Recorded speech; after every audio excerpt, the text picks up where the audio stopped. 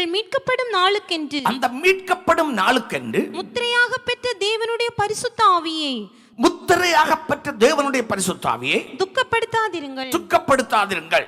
பாருங்க, அப்ப மீட்கப்படுவோம். இந்த சரீரத்திலிருந்து மீட்கப்படுவோம், இந்த உலகத்திலிருந்து மீட்கப்படுவோம், இந்த மரணத்திலிருந்து மீட்கப்படுவோம், இந்த கஷ்ட நோய் துன்பங்களிலிருந்து மீட்கப்படுவோம். ஹல்லேலூயா.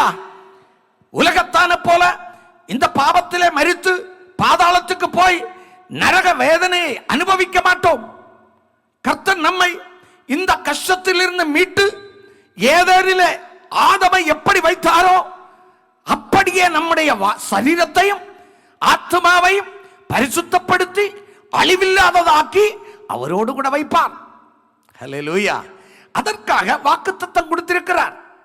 வாக்குத்தத்தத்தின் முத்திரையாக பரிசுத்தாவியை கொடுத்திருக்கிறார், அச்சாரமாக பரிசுத்தாவியை கொடுத்திருக்கிறார். அப்போ அதன் பொருள் இதுதான், நாம் கர்த்தருக்கென்று நம்மை கொடுக்கும் பொழுது, ஹல்லேலூயா, கர்த்தர் அக்கிரமங்களை எல்லாம் மாற்றி அவருடைய சொந்த ஜனம் என்று சொல்லி நீ என்னுடையவன் நீ என்னுடையவள் என்று ஒரு முத்திரையை போட்டு வைப்பாராம். நீ கர்த்தருடையவன் என்று சொல்லி, கர்த்தருடையவள் என்று சொல்லி, ஆமென். பிசாசு பார்த்தா இவன் கர்த்தருடையவன் என்று அவன் அறியணும், அதுக்காக ஒரு முத்திரை. உலகம் பார்த்தா நீ கர்த்தருடைய வகை என்று அவன் அறியணும், அதுக்காக ஒரு முத்திரை. அந்த முத்திரை தான் பரிசுத்த ஆவி. ஆமென்.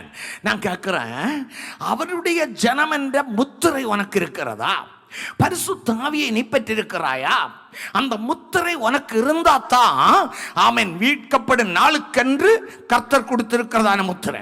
இந்த முத்திரை இருந்தா தான் இயேசுவின் வருகையின் எக்கால சத்தம் உனக்கு கேட்க முடியும்.